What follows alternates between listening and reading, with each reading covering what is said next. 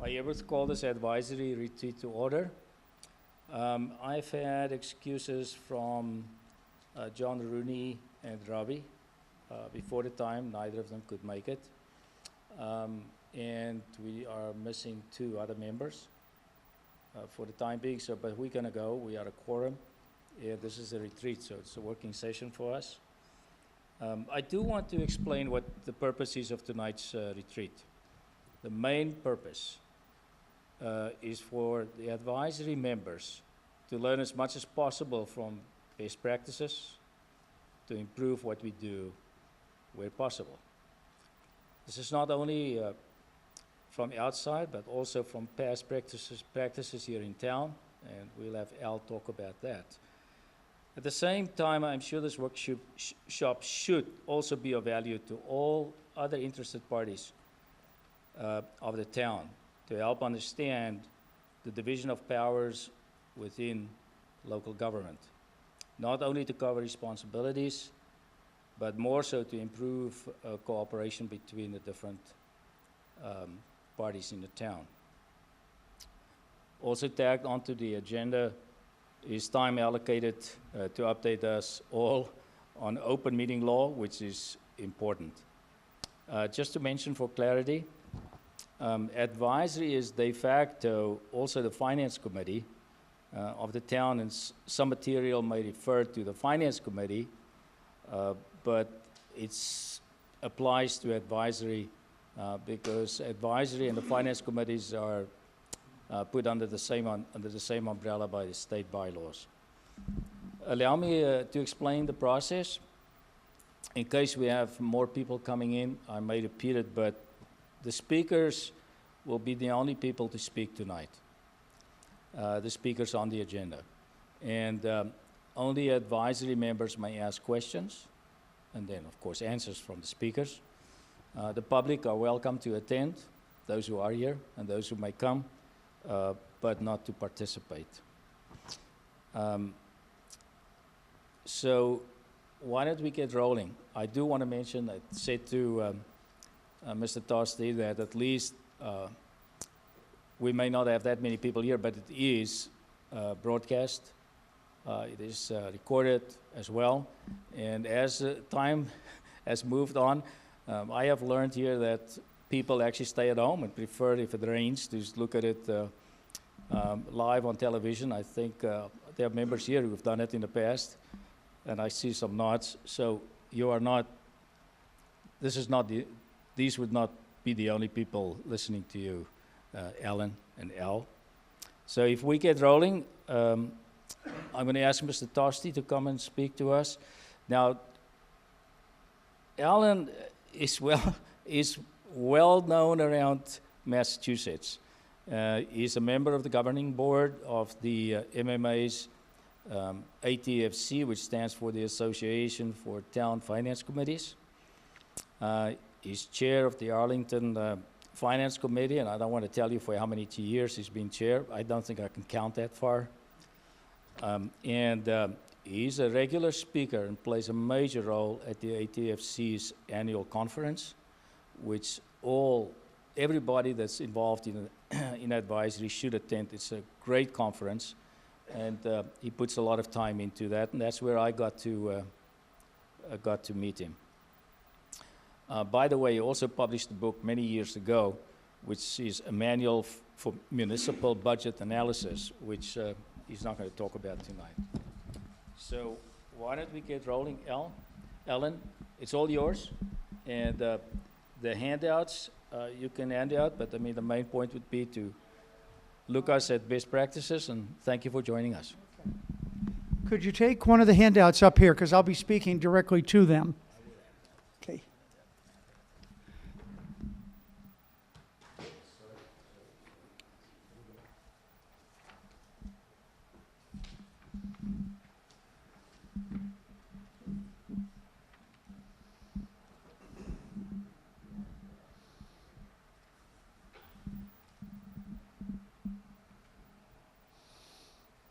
I printed up 30, so if anybody wants to take any extra copies, depending on whether you think this session is productive or not to you. I only printed on one side, so you can use the back as scrap paper. Try to be productive that way. Thanks for the opportunity to talk to you. Adrian sort of hinted at it. I've been on my finance committee for 45 years. But I am working with my therapist about that. So we'll see how that goes. I think what I'd like to do, as you notice, the title is Best or Alternative Practices. So I think a lot of people can come together on what are the best practices for a finance committee, or maybe really for the whole town. But once you hit that, then there's alternative ways of doing it and alternate ways of approaching it.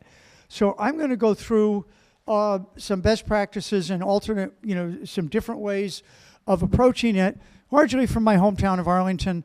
But a lot of what Arlington got, we got from somebody else. So I like to say that the three most important words in developing new techniques or ideas on municipal government are plagiarize, plagiarize, and plagiarize. Because if you want to do it, guaranteed somebody else has already done it, and there's no use reinventing the wheel. So really, a lot of times I suggest to people, go to the websites of the other surrounding towns or other towns you want to think about and see what they're doing. And say, well, that might work or it might not work, but at least discuss it. So what I'm going to do is go through this handout. So the first key is what's the role of the Finance Committee? Now, Finance Committee sometimes is called the Warrant Committee, sometimes called the Advisory Committee, but we use Finance Committee as sort of a catch-all there. There's almost 300 towns in Massachusetts, and all of them are different. They all have to provide the same services, they all have to follow the same state laws, but they all do it a little bit differently. They vary greatly. I mean, in fact, actually, it's interesting in Massachusetts that we really have a fairly simple system of government. Because whether you're the city of Boston or the town of Mount Washington out in the Berkshire County, you all do the same things. You all provide the same services in one way or the other. It's just there's more zeros in some places than there are others following your numbers. If there's no unincorporated land in Massachusetts, we hardly have any counties anymore. So it's really the state and cities and towns. If you go into the state of New York, lovely state, I love it, but if you go through the state of New York and you just drive 10 miles, you're probably you could go through 2 counties, 5 school districts, 7 townships, 2 cities. I mean, it is just an amazing mess. So actually Massachusetts does pretty well. And again, you all have to provide the same services, whatever size you are. What I'm going to emphasize is that, there is no one size fits all. Every time you're going to do something like a capital plan, you'll have to adapt it to your own system, your own culture, your own bylaws. So some of these things might be relevant to you, others don't. Hopefully you'll be able to discuss some of them though.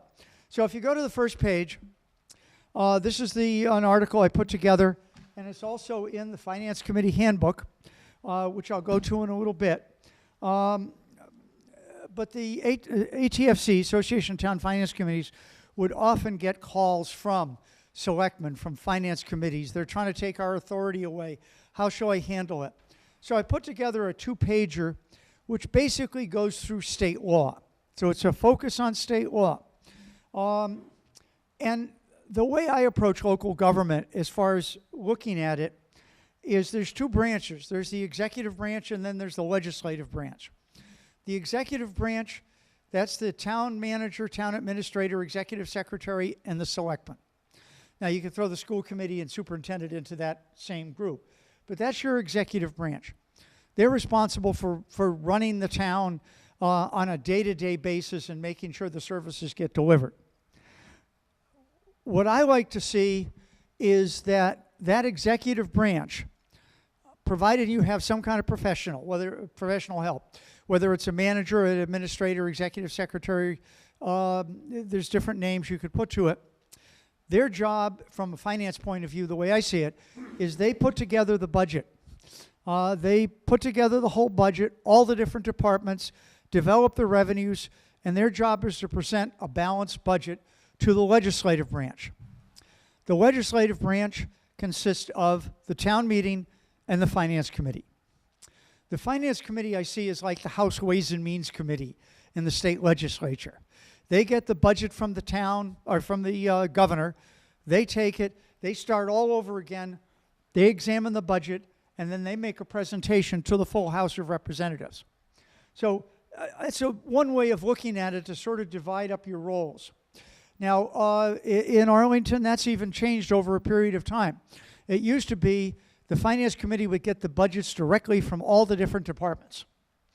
So the manager would give us his budgets, the treasurer collector would give us his, the town clerk would give us hers, the assessors would give it theirs, the selectmen would give it theirs, school committee would give, and then the finance committee had to do all the work of balancing that budget. And I often thought of the years I was chair, this is really not our job. This is not our role for a bunch of part-time, appointed or elected officials to do. And so finally in 2005, we had a new town manager, and he decided that was his role. And he took on the responsibility. Now, this is modified later on, because the Finance Committee does have a role in that initial part. But takes the whole budget, receives it, and then presents it to the Finance Committee. The Finance Committee's job is then to review the budgets and present a balanced budget to the town meeting. It's sort of a different way of looking at it. It's a different approach. It might match what you do or not, but it's, I think it's an orderly progression from the executive to the House Ways and Means, or the Finance Committee, to the legislative body or town meeting. Now, another role of town meeting is whether you're a Finance Committee, Advisory Committee, or a Warrant Committee. Now, Warrant Committee, that's pretty straightforward. They report on everything in that warrant. Their job is to report and make recommendations to the town meeting on everything in the warrant. Advisory Committee or Finance Committee, it depends. And a lot of this depends on the bylaws of the town, first of all, and how complex the issues are. So, many communities, they report on everything. In smaller towns, not very complex issues, not very complex zoning laws, for example, that can work. But I think as the population of a town grows, as the zoning bylaws of a town grow, as a lot of different issues grow, I think towns need to look at exactly who does what. Now, the Arlington Finance Committee, we used to report on everything. And finally it was decided, this is ridiculous. We don't know anything about zoning. We've got a zoning board of appeals. Let the zoning board of appeals make the recommendations on all the zoning articles. And that's how it take place.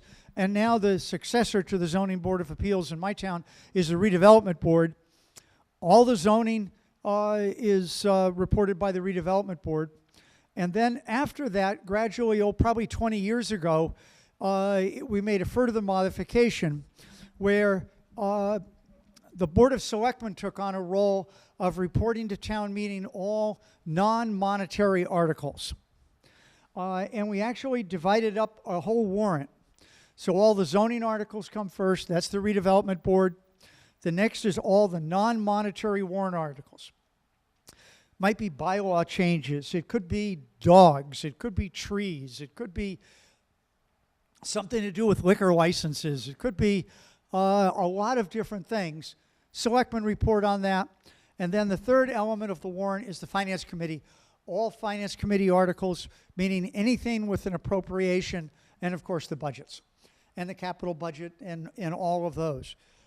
So we've divided up, and that makes a lot of sense. Because the Finance Committee, we're meeting every Monday and Wednesday night, all through February and March, just to get the finance articles.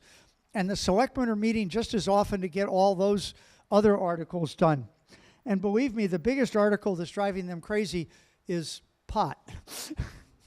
It's taken hearing after hearing. We're finally going to have a special town meeting because we delayed the whole, having marijuana dispensaries until, put a moratorium in until December. I'm perfectly happy to let the selectmen deal with it. It's not a directly monetary thing, even though it can have some monetary implications from that. So the Finance Committee might get involved a little bit. I'm going to try to avoid that. And there's all dogs want nothing to do with. So we divide it up, and everybody has a lot to do, and it works out well. But again, it depends. Our town is about 45,000 people. We have a $150 million budget, 5.5 square miles. So it's fairly complex there. Maybe in a smaller, more rural town, maybe you don't have to quite do it that way. But it seems to work out well. Now, the Finance Committee in our town, we can report on any article. We can make a recommendation on any article if we think it has a monetary impact. So even though the selectmen are going to make the recommendation on marijuana dispensaries, if the Finance Committee wants to, we can make a recommendation also, but the selectmen will be the main motion. Just the way if the selectmen want to make a motion on a finance article, because either to support the Finance Committee or because they don't agree with it, the Finance Committee motion will be the main motion. The selectmen will be a substitute or agreeing. And quite often, we'll agree with each other. We'll say, selectmen's motion is such and such, Finance Committee supports the recommendation of the Board of Selectmen, if it's a finance-related article, but not an appropriation. Okay, so here's a budget cycle. And I think that this was done a few years ago. There's been some changes. Now, how does the Finance Committee get involved earlier on in the season? Well, when Proposition 2.5 passed, we created a Budget and Revenue Task Force. It was created by the Board of Selectmen so that a lot of different people could take a look at what's happening and you see what's happening and have some input. Now, as it's evolved, though, the Budget and Revenue Task Force, it consists of school committee, Finance Committee, selectmen, treasurer, controller, assessors, all the town officials. Plus what we do is we invite our state reps and senators. So that role has become more of a public education. Let's sit down with our state reps and senators and talk to them about what's happening at the state level and how that might impact local government, or, and state aid, of course. So the Budget and Revenue has taken on more of the public role. They've created a subdivision or a subcommittee called the Long Range Planning Committee. And that's the committee that really does a lot of the individual decision making. So, for example, one of their jobs is develop the revenue. How much revenue do we have for next year? Now, on the Long Range Planning Committee, in fact, we're having our first meeting for the fall on Friday, consists of the manager, consists of the superintendent, 2 members of the Board of Selectmen, 2 members of the school committee, 2 members of the Finance Committee, chairman of the Capital Budget Committee, the assessor, the controller, and the treasurer. On that committee. It's a smaller group, still a public meeting, but it's a smaller group. And we go really down through all the revenues. This is the revenues that we have, including property tax. Now, our property tax is a little different than yours. I went through some of your documents, and you don't tax to the limit.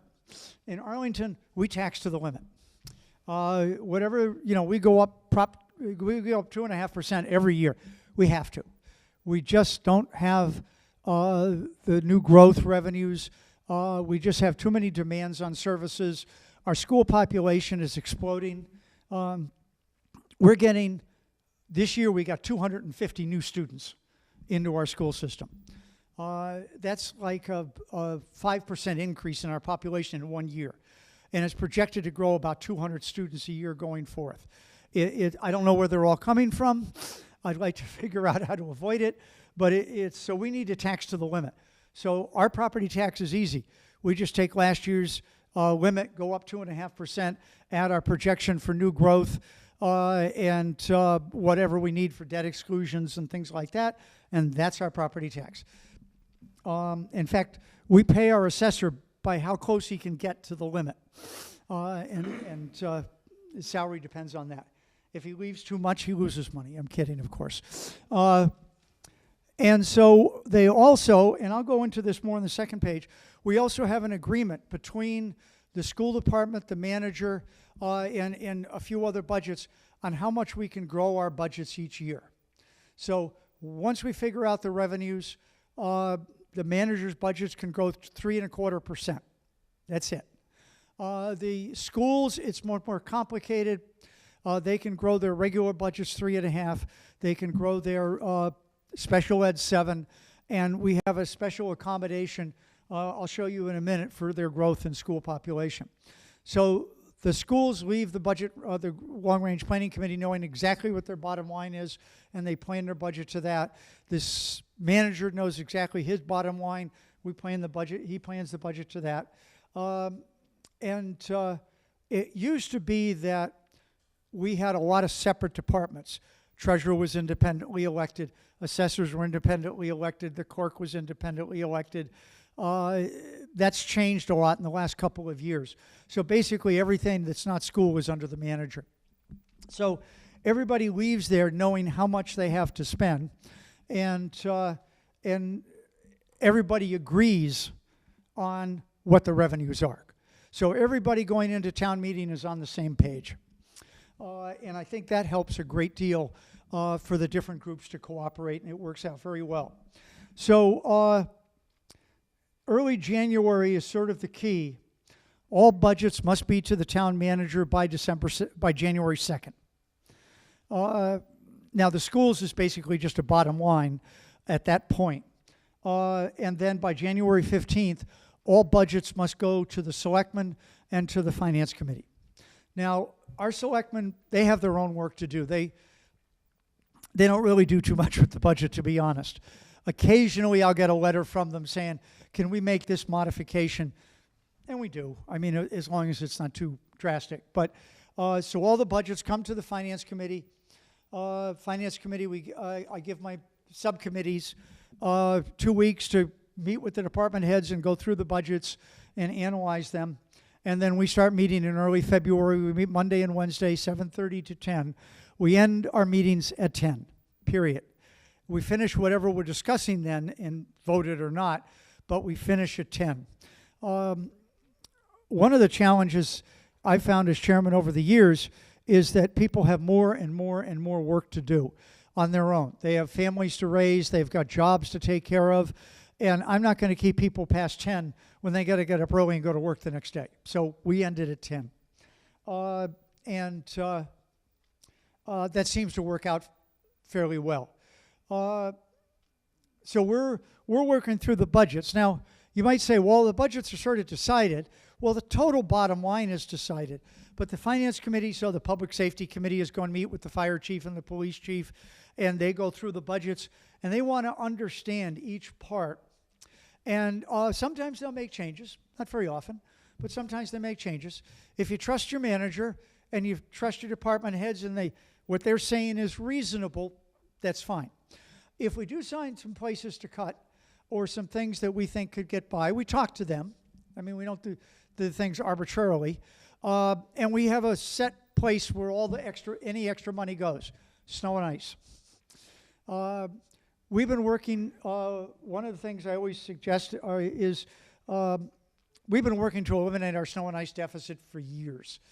We used to have $359,000 appropriated in the snow and ice. And that was the same number for like 20 years. So finally we said and then what you do is you raise the money on next year's tax recap. Well, that's just rolling over a deficit. So gradually, every time we had any extra money, I didn't care if it was $5, we threw it in snow and ice. And then we got the manager on board in this. So we kept raising it. So now our target for the snow and ice budget is 80% of our last 10-year average. So if that comes to $800,000, that's what we appropriate. And then we take and put a chunk of money in the town's reserve fund. So between the snow and ice budget and the reserve fund, we cover snow and ice. We don't roll deficits anymore. Just something that, deficits are almost always bad. I know that type of logic doesn't happen at the federal level, but it has to happen at the local level and even the state level. So that's some of our targets there. Now the rest of it, we finish up the end of March. We put together a finance committee report. So this is the report that goes to the town meeting. They get it 2 weeks, I try to get it to them 2 weeks before. Now we have a representative town meeting, so we can mail it out. It's 252 people, so we can mail it out. But even before it gets mailed out, we put it out, everybody gets it electronically. And now more and more we're getting people who say, I don't want the finance committee report, just send it to me electronically. And that's going to start saving some substantial paper on that. So that goes out there. Town meeting starts in the Monday after Patriots Day, and we meet Mondays and Wednesdays from 8 o'clock to 11 until the town meeting is finished. We've done a lot of organizing the warrant to try to keep things as simple as possible. Our warrant used to be over 100 articles. Every committee and commission had their own article. And so what we started doing was, first of all, organizing it so it's redevelopment board zoning, selectmen miscellaneous, finance committee finance. We took all the committees and commissions, put them in one article. That eliminated like 10 articles all by itself. And gradually through process, we've got it down to about 45 articles. We used to have town meetings, and this is probably really weird to you, that used to go 15 sessions, 17 sessions. We'd be meeting through till early June. The last couple of sessions, we've gone 4. Which, I don't know, how long do your town meetings go? 2 or 3. Okay. So getting down to 4 for us is just marvelous. It seems to work out. The town meeting has faith in the redevelopment board and the board of selectmen and the finance committee, and it makes things flow a lot easier. Now the next page you're going to see is the 5-year revenue and expenditure plan. So this is the heart of our whole finance plan. And we spend a lot of time on this because this shows where things are going to go. And we don't really have a very great business model because the demands of services outstrip the growth in revenues. It just does. So in 2003, we tried an override and it failed. We had to cut a lot of things the next year. And then we were going into 2006 and we needed an override. So one of the selectmen, together with the manager, started putting together a 5-year plan because you got to see where you're going and how long an override is going to last you. And we got everybody on board because the Board of Selectmen said to the Finance Committee and the School Committee, this is the 5-year plan. You can only grow a certain percentage. Manager can only grow a certain percentage.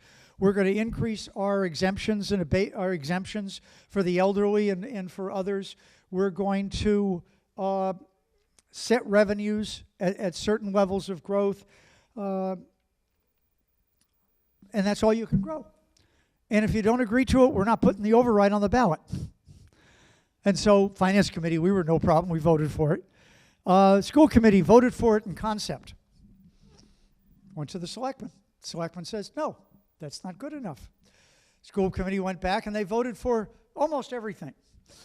Selectmen said, that's not good enough. You vote for the whole plan completely in agreement or we're not putting an override on the ballot because they're the only ones who could do it. So finally the School Committee agreed to the whole thing and we went forth. And this whole thing has been cooperation after that. But it needed sort of the threat of the selectmen not putting the question on the ballot to get them on board. But it has worked very well since then. So here you see, let me just go through this briefly with you. So you see the revenues up front. I mean, this is pretty standard stuff. What we do, when does your town meeting start? April? Early April? Okay. What we do... Moving to March. Oh, okay. What the Finance Committee usually does, because we don't meet till after Patriots Day, is we wait till the House Ways and Means Committee comes out with their recommendations on state aid. We use those recommendations and go forward. In March, you'd have to rely on the governor plus your own, sense from your state reps and senators on that. Now, then you go down to appropriations. You see the school, you see the general, the special, growth factors and things like that. Minuteman is our voc school. Basically, whatever they come down with, we pass, because battling in a 16-member district is just not worth it. The town, they can grow 3 1/4. The capital budget, and I'll go into this a little more, gets 5% of total, so they have a set figure. The retirement board agreed to only go up 5.5%. That was a big deal. Insurance has largely been under control over the last 10 years, ever since we joined the GIC. So that's been the gift that keeps on giving. And then the rest is pretty straightforward. So you can see, and then down the bottom, just in case you're interested, this is how we accounted for school growth. We based it on 35% of the Department of Ed per pupil cost times the growth factor. So we put a formula in place. You get 10 new students times $13,000 times 35% of $13,000. That's what you get for new growth. If I don't see this happening for a while, if the number of students goes down, then your allotment goes down. You subtract it. So, and that might seem a little different, that school population would go down, but in 1970, we had 10,000 kids in our school system. By 1992, we had 3,800. Went from 10,000 to 3,800, and yet the number of living units in the town actually went up. So it's been rapid. Now ever since then, it's been climbing, and we're back up to about 5,500. So it's changes there. The two things which are going to hit Arlington taxpayer right over the head with a 2x4. If you follow the balance sort of down towards the bottom, you see 0, 0, 0, 0, almost 14 million. So we're going to have almost a 8% deficit by 2022. So that's we either get another override or we cut the budget big time. And then you see this plan does not include any potential impacts of Arlington High School, and that's several $100 million. So between those two, it's going to hit the taxpayer big time. Probably talking 25% increase between the two. So it's we're not a wealthy town, but we're wealthy enough that we don't get a lot of state aid, and that's a huge problem. Okay, the next page, and Capital Budget Committee. You can read through this. It's just some general description. But what we did was in 1986, we established a Capital Budget Planning Committee in the bylaws. And it consists of the manager, the superintendent, treasurer, controller, or their designees, and a representative of the Finance Committee and 4 registered voters. And their job is to put together the Capital Budget Committee. And they get 5% of total revenues, not counting exempt debt. So if a project is big enough, we have to have a debt exclusion. That doesn't count towards this. Now that 5% includes non-exempt debt service. So everything is in there. They have to cover it. Right from September, they know approximately how much money they have to spend. And you could read down through this yourself. And there's on the next page, you see the calculation in that chart table right across there. So in 2019, their non-exempt plan, that includes debt service on bonds, and includes cash purchases, and includes other things, which are basically from other budgets. must be approximately $7.4 million. And you can see there's the calculation. There's the total revenues, budget 5%. So it's 4.98%. It's below 5%. It's fine. So the Capital Budget Committee, they go through that whole process. They start in September. They're meeting on a regular basis. The capital budget plan goes to the town manager. The town manager blesses it. And his person has been involved all along. And then it goes to the Finance Committee. Finance Committee basically blesses it. And the Finance Committee report includes the capital budget in it on this. So that's how it works. It works pretty well. There's lots of other ways to do it. Where did we get 5%? Plagiarism. We stole it from Concord. They used 5%. Well, we thought, okay, that sounds cool. We'll use 5% too. And it works fine. I think a couple other places use 5%. And there's the Capital Planning Committee. There's their report. Goes to town meeting. But the actual vote is that of the Finance Committee. Now, when we look at the capital plan, it's always been my philosophy, and we don't try to substitute our opinion for that of the Capital Budget Committee, unless it's a big issue.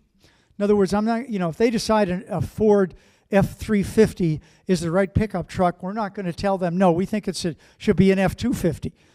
Not our place. We haven't been studying it for 6 months. Our job is to say, is this reasonable? Does it fit within the plan? And we go with it.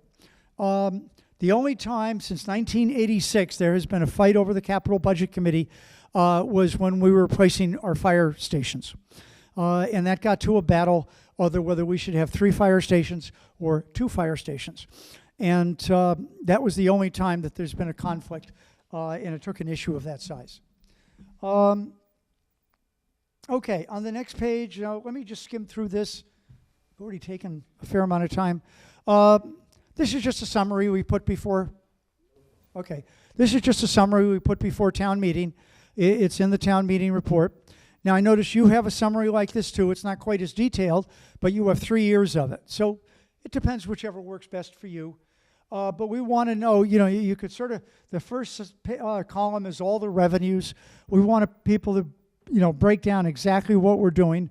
Again, we tax to the max, so, we need to do it. The second column is all the appropriations, and the third column is the enterprise funds and, some summaries. Couple of things I mentioned about snow and ice, eliminating the deficit, and that's working. We put about $100,000 a year into the stabilization fund.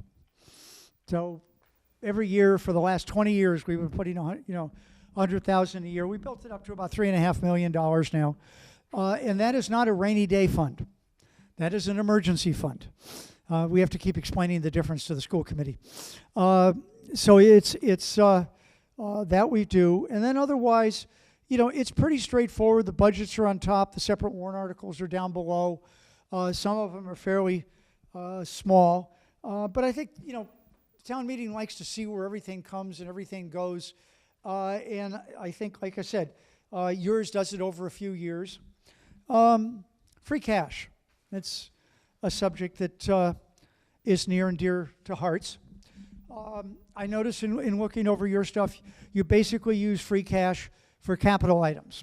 And that's fine. That's how a lot of towns do it, because free cash, as you know, is not a continuous revenue source. It's the problem I would just suggest is that puts capital items at a lower priority than operating items.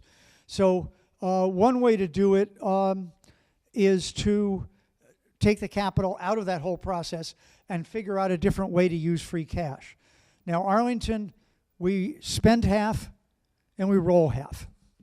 And we don't spend it for an item, we just spend it against the whole budget. So and by doing this, as free cash changes period of time, by only spending half, we moderate the changes from year to year. So if free cash is going down because the economy is tanking and there isn't as much, and budgets are getting tighter, then we're only seeing half of that decrease in the amount we use. This is from the town of Andover. This is from their finance committee report. And they go through free cash and they explain how they do it. And as you can see, over the years, they spend it, for supplemental appropriations, sometimes for capital, sometimes to transfer. They have an OPEB fund. They use it in different ways. The town of Hanover that I dealt with quite a bit in my working days, they had a controller or a town accountant who really matched the revenues and predicted the expenditures so precisely that literally every year they produced the same amount of free cash. So, it was just a great accounting reporting. And we went to Moody's Investor Service that year. They said it was the finest accounting that they've ever seen. So, you could really put a lot of planning together. However you do free cash, I think the key word is consistency. You got to do the same thing from year to year. If you develop a policy of doing X, stay with the policy of X. So that's important when you develop policies, because when you develop policies, that means you've got to obey them. So be careful what policies you develop. Make sure they're doable, and try to. I think being consistent is very important. Now I've added on the next page. This is from Standard & Poor's credit rating agency, and now this is a little old, but I think it's fairly good. I just copied the whole thing. I'm not going to go through it with you. Top 10 ways to improve or maintain a municipal credit rating. Now, a good credit rating is great because it helps reduce your borrowing costs, but it also gives you a grade. How often in municipal government do you get a grade? So it's really cool. You've got a very high grade in this town. So take a look through it. Some of these might be appropriate to you, others might not. By the way, if you ever look, you can go on Standard & Poor's and Moody's and see a lot of their analysis on reserve funds. Sometimes if you see a lot of other cities and towns in other states, they'll have reserve funds up around 20%. Now there's a reason for that, and you shouldn't worry about it. In a lot of other states and or cities and towns in a lot of other states, local cities and towns have their own income taxes and their own sales tax. It's just like the meals tax here. So they depend a lot more on sales and income taxes for their revenue than property taxes. Well, as sales and income taxes, they go up and down. So therefore, you've got to have a lot more reserves to take into account. Massachusetts, property tax. Property tax is not going away. You're going to be able to collect the full amount eventually. The property doesn't move. So that's why people look here at, say, 5%, 7% as maybe a more reasonable reserve fund. So anyway, I ask you to go through those at your leisure. Some of this is great if you have trouble sleeping, what you want to go through. Now, a couple other things. Oh, one thing, I could save you a little paper and a little time at town meeting. Article 3 on your warrant, you don't need. Article 3 is the one where the town meeting authorizes the treasurer to borrow in anticipation of revenues. That law was changed many years ago to give a statutory authorization. So right now the treasurer already has the ability to borrow in anticipation of revenues. So town meeting doesn't need to do that. It's interesting because I knew about this because I rewrote the statute myself, because I was saying, why are towns going through this process when of course they're going to pass it? And if they don't pass it, the town could be in real trouble. Well, the director of accounts that was my boss at that time said, that's never going to happen. Don't worry about it. But she humored me, and DOR submitted it as legislation. Well, that summer, a treasurer in one of the towns out in this area, can't remember which one, the treasurer was desperately going through the warrant trying to find the article which authorized her to borrow in anticipation of revenue, because remember, this was back in semi-annual tax days, and she said, I need money in like September 1st, and I don't have an authorization to do it. So in panic, she called me up, because I was head of the treasury area at that time, and I said, okay, you're in trouble. However, there is a statute or a legislation that we filed to be able to do this, but it has to get out of committee, through the House, into the Senate, through the Senate, and onto the governor's desk. So I told her right now, actually it had already gone through the House. It was still in the Senate. So I said, call your state senator, explain the issue. This is the House, number and all that. And that state senator, who actually had to be leadership, got it through the Senate, through both houses, and on the governor's desk with an emergency preamble in 2 days. So don't ever tell you that the legislature can't move fast when they want to. But anyway, so you guys, if you want to, you can discuss it if you want to, but you don't need that article anymore. So those are some of the things that I thought would be interesting to just go through. Some of them might be helpful to you. Some of them might be interested. Others, might not. That's your decision on this.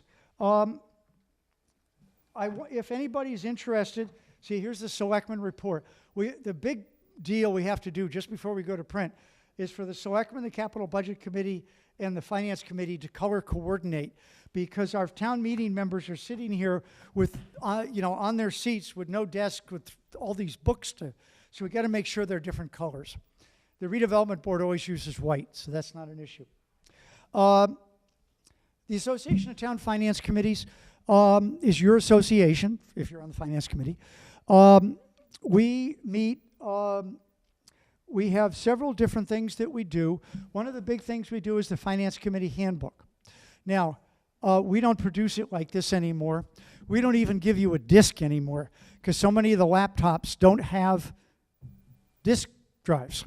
So what we've done now with our last edition, which came out last year, we update it every 2 to 3 years, is you get a web page address. You go to that web page and you download the whole thing onto your computer. You can't email it, it's too big, but you can download it. And you could get that by calling up Denise Baker at the MMA, who is our executive. See, what I do, this is an old book when we used to do it and I go to the manager with a disc and I say, here, could you print this out, double-sided, 3-hole punch? And he does it, and I like to look at written things. And I'm the editor, so this way I can pull it off the shelf if somebody makes a suggestion, make a notation on the page, and then put it back on the shelf. If you want to see any of these are of any interest, you go to the Town of Arlington website, you go to Town Meeting, and you go to 2018, and there's all the reports that you could download, print, whatever you want to. And I'd urge you to take a look at other towns too. See how they do it, how it works. And I'd urge you, now we have 2 different things we do. One is we have our annual meeting. Our annual meeting will be at Fort Devens this year. I think it's at the Marriott Hotel, or anyway, it's right there in Fort Devens. It'll be on November 3rd. It is, I can't remember the price. I think it's like $40 or $50. Includes a breakfast, a lunch, and everything we usually have 3 workshops in the morning, 3 workshops in the afternoon, and our speaker is I can't remember his name. But anyway, we have a morning speaker. I'd urge you to go.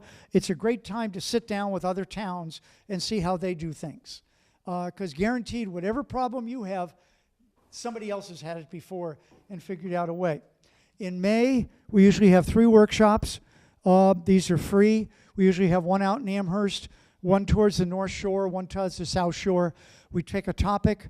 We started at 5:30. We give you a free dinner. Not much of a dinner, a couple sandwiches and soda and stuff like that. And then we have one speaker, one topic. We go to 7. We end, and then you can go off home or go to your other meetings or things like that. So we usually do those in May. So that's what the ATFC does, and we try to help you do your job as best as we can. So with that, I've been talking a long time. Does anybody have any questions or comments or throw things or whatever you wish? Oh, sir. Just hang on. Yep. Yep.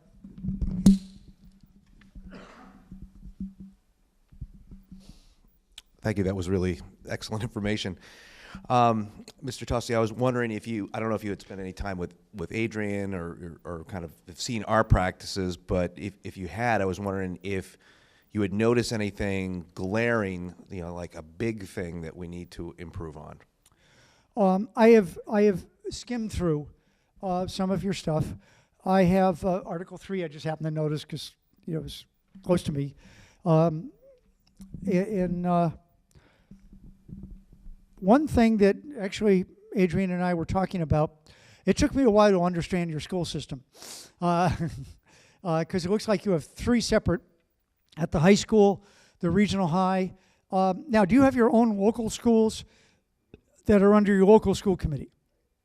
Okay. Trying to control schools is hard enough. I suggested with the regional school that you in Northborough create a regional school finance committee. It's a huge budget. I mean, any school budget is going to be the major expenditure that you have to deal with. So if you assign 3 people from Southborough School Finance Committee, and you get 3 people from the Northborough Finance Committee, maybe they could do the analysis, save both finance committees a lot of work, and actually be at the school committee meetings and work on it that way. Just a suggestion. We did that for a while with our Minuteman school, and we were actually able to help them not help them. We hit them over the head with a 2x4, but we got their attention, and because we actually got 7 towns to reject the budget, and force them to go back. We only did it once. It was a huge amount of work, but it helped a great deal. So some kind of a committee like that, I think, would be good. I think developing some numbers up front in the fall and creating a sequence to your budget could be something that could be added to. And again, I didn't go through your stuff really in detail, but I think something like that where you're figuring out your revenues well ahead of time. Now, of course, you don't tax to the limit.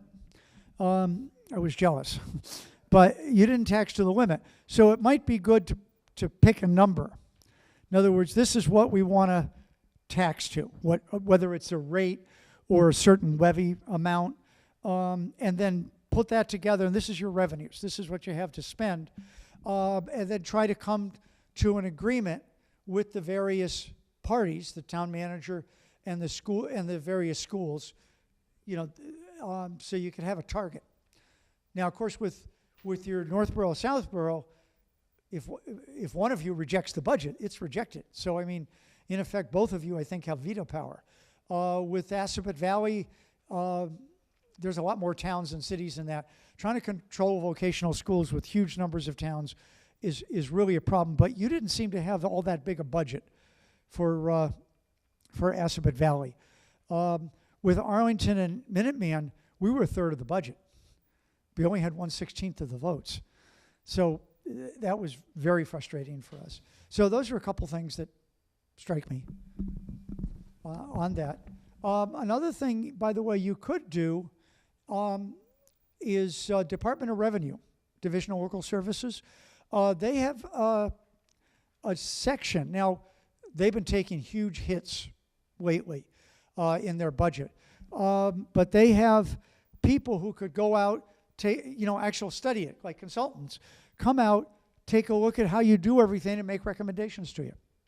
Now, I think they still do that. Maybe they don't, but what you should do is call your Division of Local Services rep. I'm not sure if he or she is in Worcester or Boston, and see if something like that could be done. It's a freebie, and they've got a lot of experience in doing these, and give you some analysis. Now, we did that with ours, because even though the town manager in Arlington was very strong, we had our finance department was fragmented. We didn't have a department. We had a treasurer's department, treasurer collector, assessor, controller. It was all fragmented. And so, excuse me, they recommended a consolidated finance department. And, we did that. And it took time. In fact, the last sheet is in my handout is sort of aimed towards that.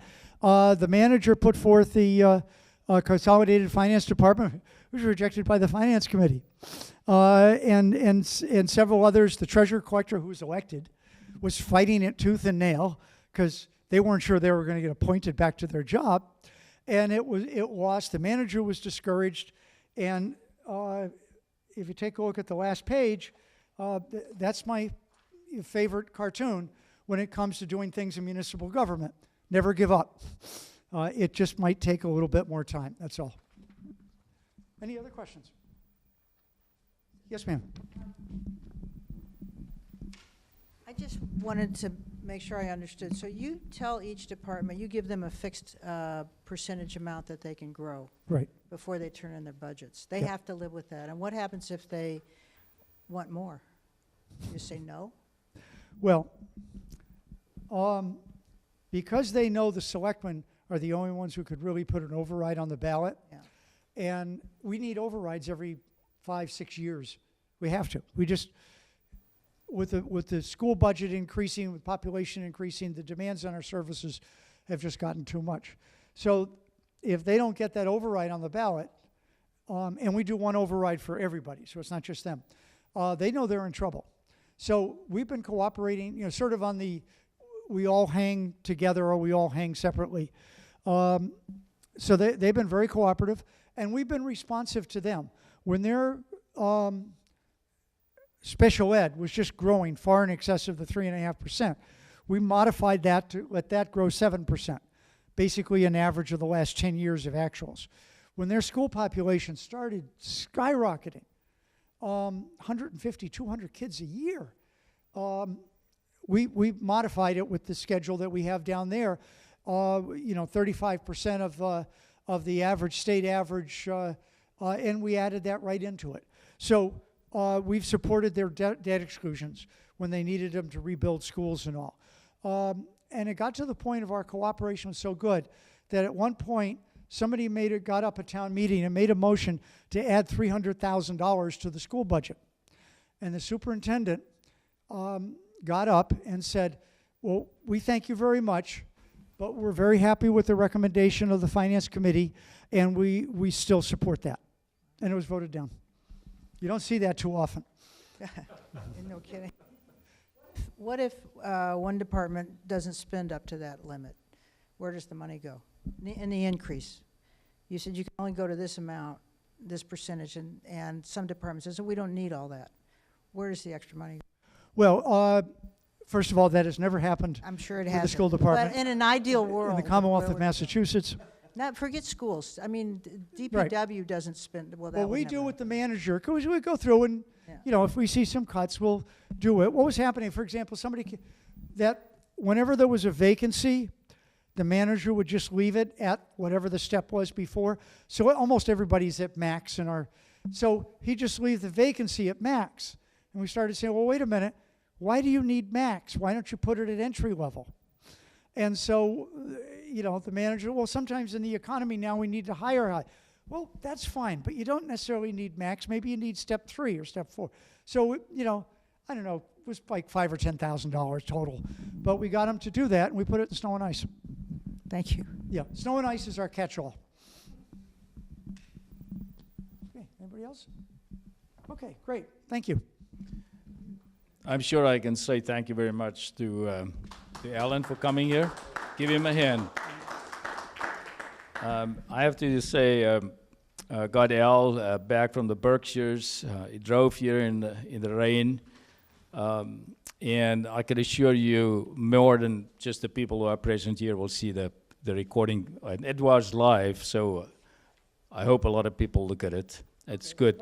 And Some thought, that's great. I really appreciate it, and I met Alan at one of the yearly conference, and I can assure you, everybody here has the handbook.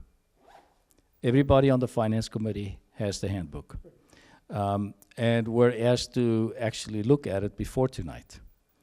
So we prepared, and I can just say to you, thank you very much, and for coming out. I'll just scrap or hand them to other people, that's fine. We, in actual fact, will publish it with tonight's meeting. When we do it, we will include the document as part of the minutes of tonight. It's sort of, you know, if you look at that freestanding, you might not understand how it goes, so it's better if somebody hands it. Oops, I'm sorry. If you look at my handout, each page is sort of freestanding, and really, it's better if somebody gets it from somebody and people can explain what it's all about. So hopefully that'll help. Thank you, Ellen. Travel safely. Okay. Next on the agenda was, in order for us not to just look at best practices outside the town, I had communication with some of the past chairs, not just one, but due to those who could be here and could help, the thought was I asked Al, he was the only one that was available for when I organized it, originally for the previous meeting, to give us a few thoughts. He was a past chair, not only of what he thinks, but also some good cases, good examples of what could be done as that he could think of, not only what he thinks, but what he did, but also what other chairs did that was good, so that we can not just look on the outside, but use what is good in the town as well. So, Al, thank you for doing it. So I'm going to hand over to Al Hamilton, and he's going to share some thoughts with us. I left my soapbox elsewhere, so I'm going to just stand here. I'm Al Hamilton. I'm a former member and chair of the advisory committee. I've also served on capital planning, the town administrator bylaw committee, and the public safety building committees. I'm currently taking a vacation from town affairs.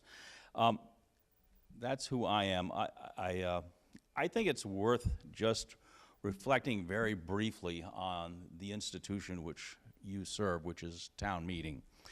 And, you know, I did a little research because I'm a history buff, and town meetings have been going on in New England and in Massachusetts since somewhere between 1620 and 1630. My kids always get really mad at me because I sometimes tell long-winded stories that begin decades ago, so I'll keep this brief. But we have been in, our form of democracy in our local government has been in continuous operation for almost 400 years.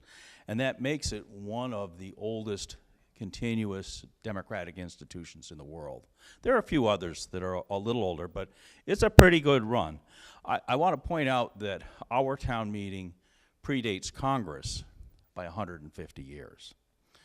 And we've been arguing about the same things, discussing with our neighbors for nearly 400 years. How much we're going to let you do what you want to do versus what all of us want you to do, and how deep we're going to put our hands in each other's pockets. Finance committees, by contrast, are relatively new, particularly by New England standards. They're only about 100 years old. We can talk a little bit about the state enabling legislation, but that comes down to a local enabling legislation. And if you look at our town bylaw that sets up an advisory committee, it can be an advisory committee, it can be a warrant committee, it can be a finance committee, you'll find the wording that our advisory committee has shows up in dozens of other towns. So it's clearly, you know, we adopted a model ordinance. We didn't, you know, invent this out of whole cloth. We stole liberally. We plagiarized. If somebody came up with this. But it's also very clear that this particular ordinance was intended to be a very strong institution. And I say that for a couple of reasons. The first is that it identified roles beyond finance in terms of making recommendations on all warrant articles. It envisioned and it legislates an independent organization. The executive does not appoint you members. You are appointed by, effectively, our Speaker of the House, the moderator. And so it is intended to be independent, and in fact, you can't do much of anything else other than a few ad hoc things. You really have to serve the legislature. You have really one master and no others. You also have broad authority to investigate. Now, we see those words and they don't mean so much to us, but we have to remember that 100 years ago, our modern notions of open meeting laws and public record laws really didn't exist. And so you were, 100 years ago, expected to sort of be the town meeting's eyes and ears, to really know what was going on and to be able to dig in where it was necessary. And that's, I think, an important thing.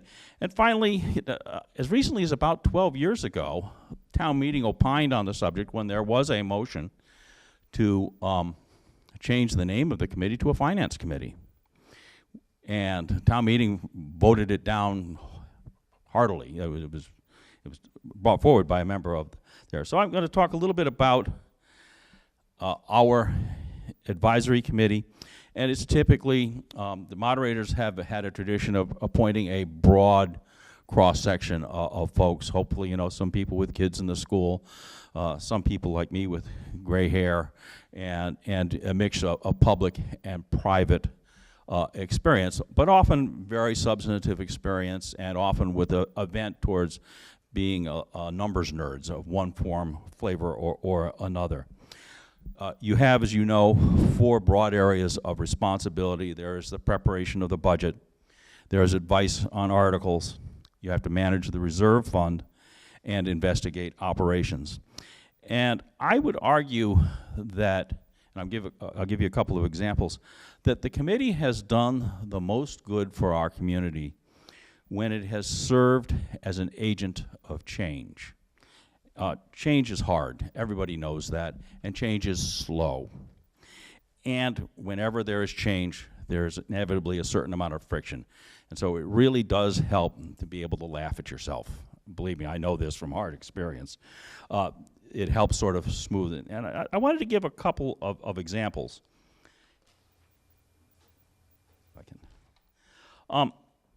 The advisory committee was the first organization in town to put their budgets and their committee records online. Something now that's done on a regular basis. But when that initially happened, there was some resistance to this idea. That, oh my God, you put this on a computer and people can look at it, and they're going to ask questions. Yes, they're going to ask questions. That's a good thing. We were the advisory committee who was the first to build spreadsheet models of town finance. And I'm one of those that did that.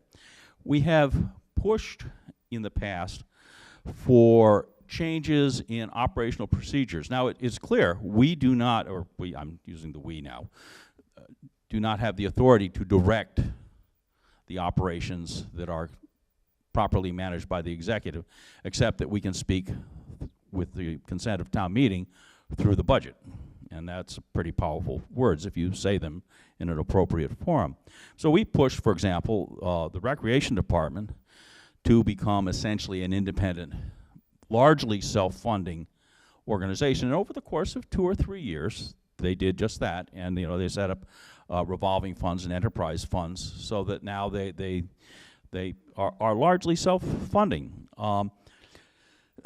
We moved to stop explaining the costs of programs in cents per mill or mills per cents per thousand, which doesn't make it, it's not a real thing, to talking about it in terms of the impact on the median home, trying to essentially make our budget, which is everybody's budget, more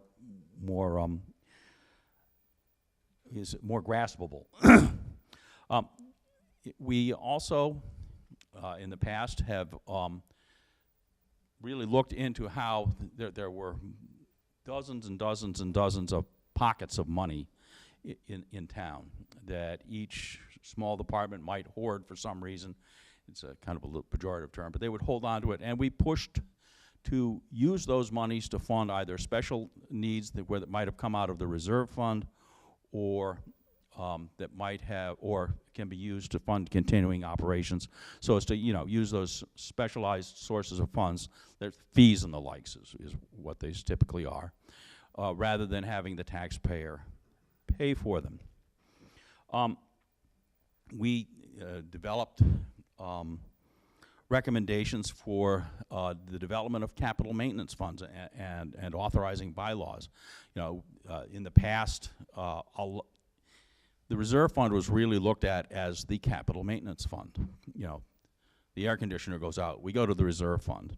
Well, if you look at a town that owns maybe 250,000 square feet of buildings, you know, you can make an estimate of depreciation. You can make an estimate of, you know, how much you really ought to be budgeting to maintain these buildings in an appropriate fashion. And those are not the traditional definitions of reserve fund transfers, because these are, in fact, expected expenses. We may not know that it's going to be an air conditioning, but we know we're going to have to maintain buildings. And so the advisory committee dug in and came up with recommendations to build capital maintenance funds. Capital maintenance is, if you ever want me to see me get on a soapbox, just start me on the subject of capital maintenance, because we still grossly underfunded, and the taxpayers in the end end up funding new things because we have not taken care of the old things. I'll put the soapbox back down now.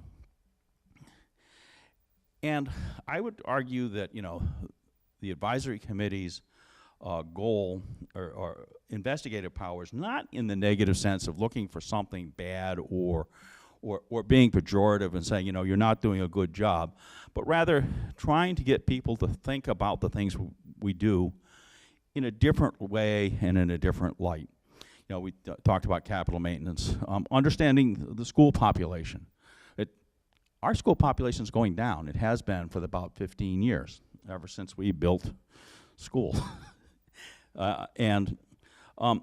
We looked at the stabilization fund, and this was the best piece of analysis I've ever seen done by advisory. And I completely opposed what was being done until I understood. John Butler gets most of the credit there. We had a very large stabilization fund. I think it was on the order of $5 million. Is that correct, Brian? Yeah. And we were seeing our taxes go up because we were in the middle of a school building boom, which is very expensive. And the question, and it was also an economic recession, and people were asking, you know, should we be using the stabilization fund? And legitimate question. And I'm a fiscal conservative. I couldn't conceive of why we would want to touch that. That's money. It's rainy day money. It's sacred money. You know, we shouldn't touch it. We should pay as we go. And John Butler, to his credit, he's a numbers nerd par excellence, really dug into this issue. And it came down to the question of, if we spend our stabilization money, our bond rating is going to decline. I believe that. But John really dug into this. And he essentially proved that was not the case. And you think, well, how could that be? Well, it happens that we are a relatively wealthy town. The bond rating companies don't want to say this because it's all sorts of nasty, but it's true. When we vote to borrow money, sorry, this is another soapbox of mine. When we vote to borrow money, we aren't actually voting to borrow money. We are voting to authorize the taxes to repay the loans. That's what we're really voting. Just as when we vote for budgets, we're not really voting for budgets. We are voting for the taxes.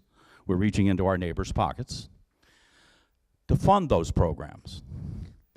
And so, if you are a bond rating agency, the legislative basis for those taxes is set in stone. It can't be changed. So the only question is the tax base healthy enough to support those taxes? And again, you know, because it's largely property taxes and the property isn't going anywhere, the real question is, if you live in a well-to-do town with a reasonable industrial base and a reasonable housing base, the tax base is there, and so you can have a good credit rating. It's credit finance 101. It has nothing to do with income. It has all to do with essentially the value and the stability of the asset base that you're going to be taxing. And that was, and John Butler, it took him quite a while to change this block of marble, but he eventually did, and it made perfect sense. And so these are examples of the members of Finance Committee sort of digging into town issues. You know, and this is tough because, you know, you spend half your year in up to your neck in budgets, and, you know, we talk about, you know, the number of paper clips that the town clerk is going to use in some cases. But there are big issues, and I would argue that the advisory committee really provides the service to the town when it really digs into the big issues. You know, you can't direct anybody to do anything, but quite often you can lead the horse to water, and they'll drink quite nicely if they're persuaded, just as John Butler persuaded me. So the work that you do is absolutely vital, and it's you know, in terms of developing the budget and presenting and moving the budget on town floor. And I want to say that at least in our community, town meeting has said, you're more than a finance committee, you are an advisory committee, and you have these other obligations and other responsibilities. You are the legislature's eyes and ears, and I think you serve the town best when you, yes, you have to dig into the budget, it's a fact of life, but you also need to begin to tackle big issues which may take multiple years to resolve. And so your work is vitally effective to the functioning of our 400-year democratic tradition and institution. And I'm going to tell you something that you probably don't hear very often. Thank you. I know how hard you guys work at this, and I know what it's like, and, you know, you do, in fact, your work is appreciated, even though, you know, on the blog I'll probably say difficult things, but I really do, in fact, appreciate the time and the effort that you put in to serve our communities. Thank you.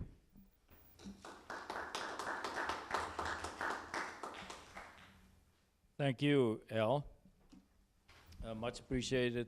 Are there any questions for Al? Otherwise, we move on. He's here. Anybody can, if you want his phone number, I have it. You can always go offline and ask him questions. I do want to share something with you, and that is there is actually a third speaker here tonight, but in silence. This is a report of the advisory committee from 1924. I am going to copy. It falls apart when you open it. I had a look at parts of it. One page came loose. Thank you very much, Jim. He dug it out somewhere, didn't throw it away.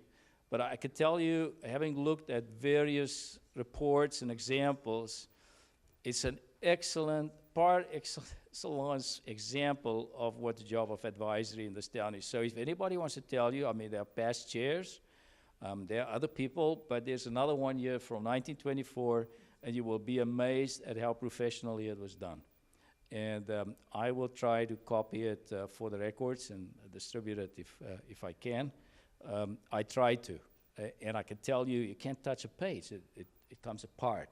And so I'm going to try and see what I can do about it. It is a beautiful report of the advisory committee.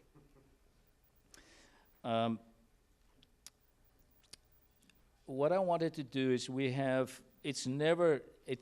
there are times we do not have enough time, everybody, and it is an issue to know everything about the open meeting law.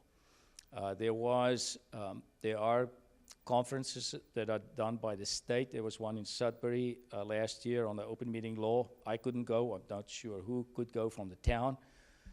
But we have some new members on advisory, and I don't think we always did things right in the past.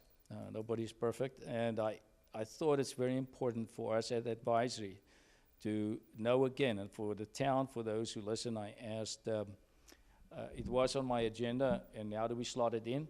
Easier right now tonight. We can't get anybody from the state lawyer to do it. They refuse to do it in venues like this. So who better than our own town clerk, Jim Haggerty? I asked Jim to look at some of the main points and focus on the principles as much as he can, because if we use our common sense, the principles apply, and think what you do, because understanding the principles really can help you through the process. I'm gonna ask Jim to come and talk to us a little bit.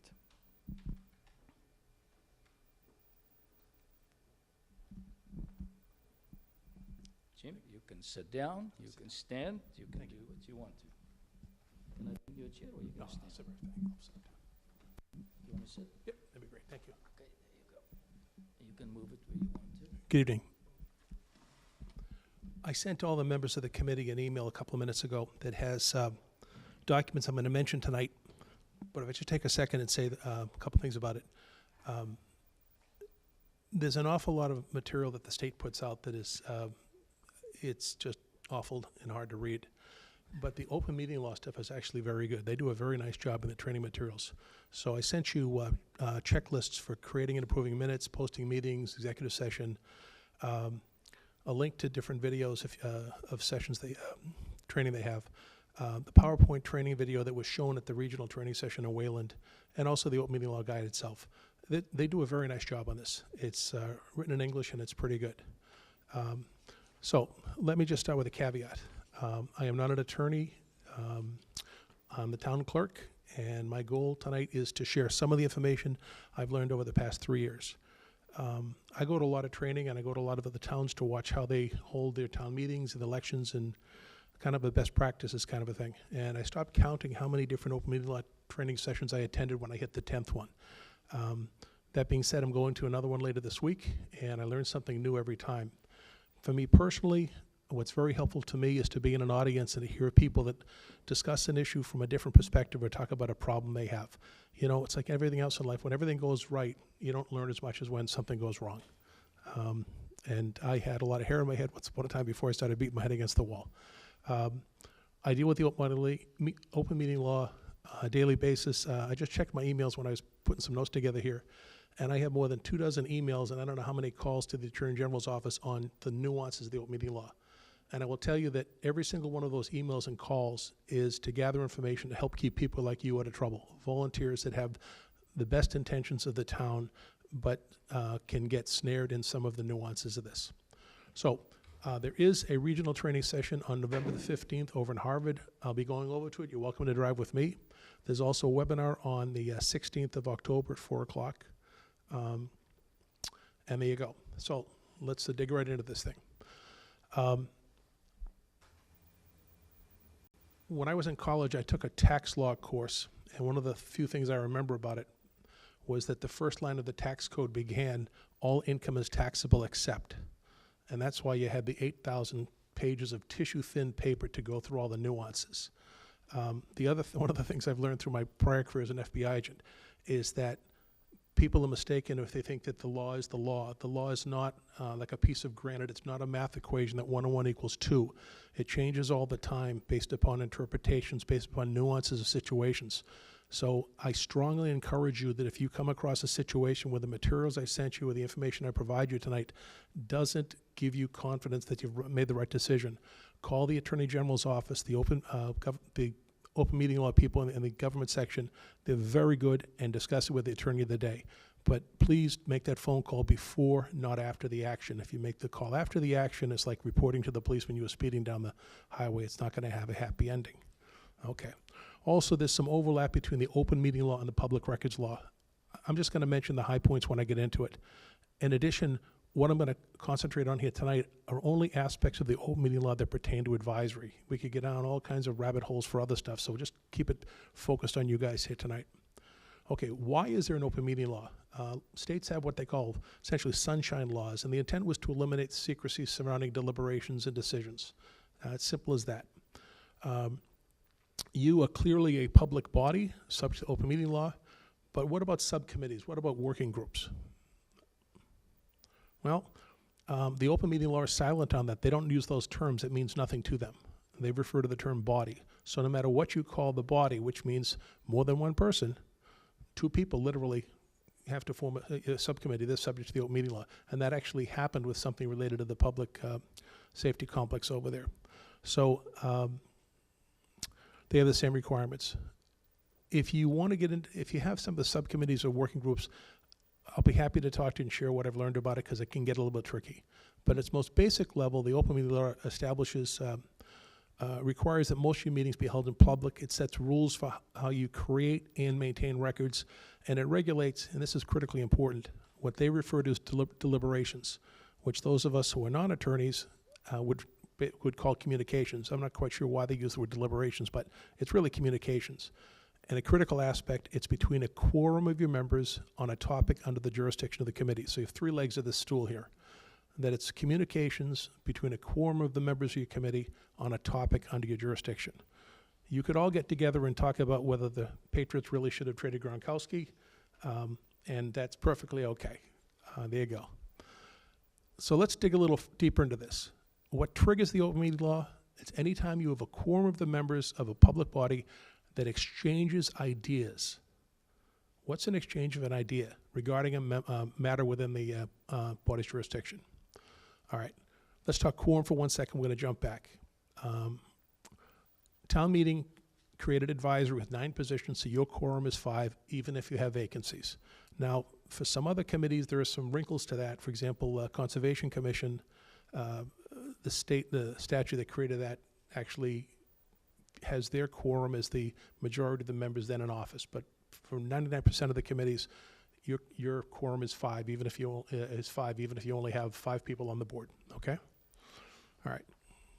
So let's go to a little pop quiz. Let's assume that this is advisory and you're established with 9 positions. Let's assume there's an advisory meeting and there are 5 members present. Okay. All 5 vote in favor on a vote. How is the vote recorded in the minutes? 5-0, right? Okay. What happens if one member plans to abstain from the vote?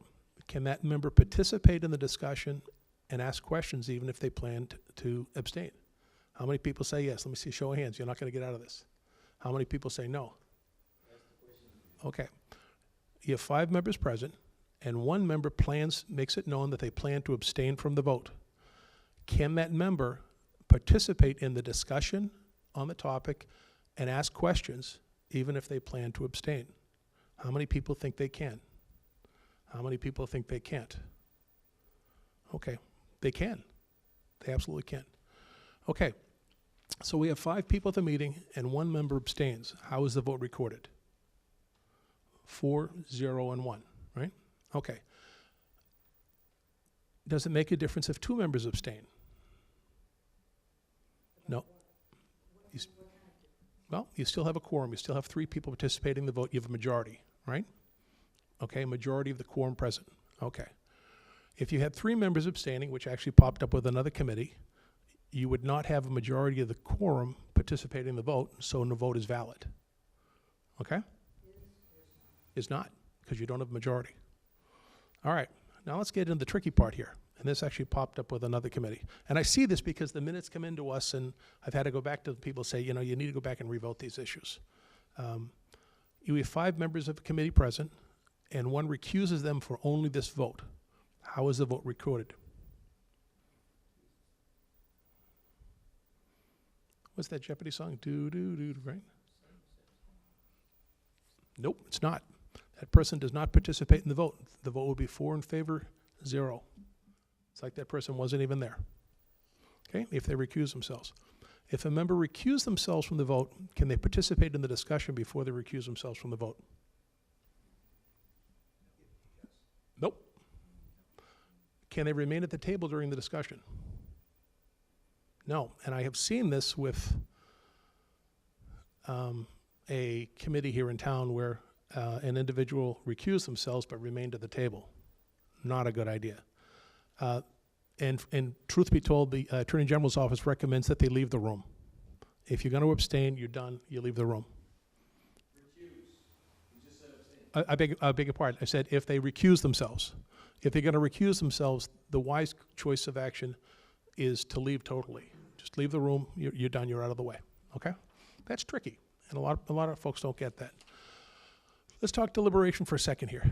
It's any oral or written communication through any medium, emails, in person, smoke signals, whatever you want, between or among a quorum on any public body. Here's the key thing. You can't express an opinion. It's like the keep it simple, stupid rule. Never send an email to a quorum of your board if it expresses an opinion or belief. all right? If you do that, that's going to keep you out of trouble 99% of the time. You just can't. A couple of things about emails. A text is an email as far as open meeting law, as far as public records are concerned. You have to retain those. If you send an email to one person who forwards it to another person, to another, and it hits the majority, it's called a serial communication, and you're in trouble.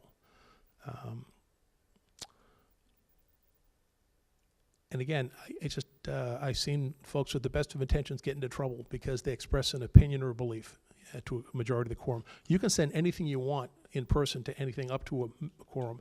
Some people mistakenly think that they cannot have a discussion with any member of a board or committee except in a public meeting, and that's not the case at all. It's just you got to be careful of the quorum, okay? Be careful when you have stuff on a blog, Facebook, Twitter, post stuff like that. If a majority of, you can get in trouble on that. There was an opinion rendered by this AG's office. I think it was in Concord or Groton, one of those two towns, but it popped up that a majority of the committee had posted on a blog, and it got them into trouble. Okay, pop quiz number 2. We have 5 separate advisory members post on the blog and identify themselves as private citizens and not as advisory members. But they comment on the matter under the jurisdiction of the advisory. Okay? Is that an open meeting law violation? What about their freedom of expression? What about, anybody think they're okay? They're not. They're not. They're going to have trouble on that.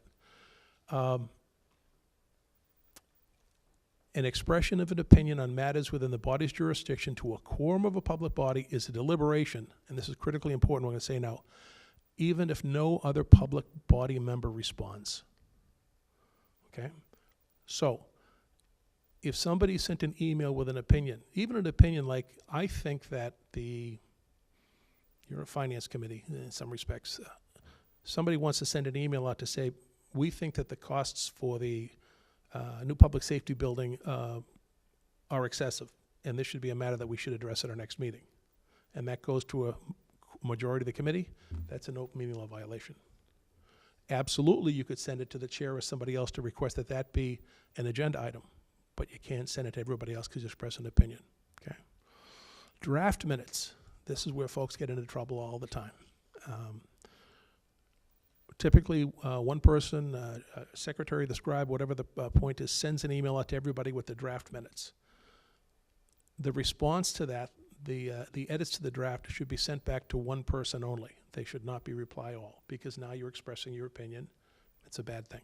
And the person that collects those can put all that together and present it at the next meeting for the vote.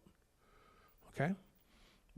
Quote from the AG's office, their best advice continues to be that public bodies do not communicate over email at all, except for distributing meeting agendas, scheduling meetings, and distributing documents created by non-members to be discussed at meetings. Okay. The good news is none of you have resigned. This is good. Okay.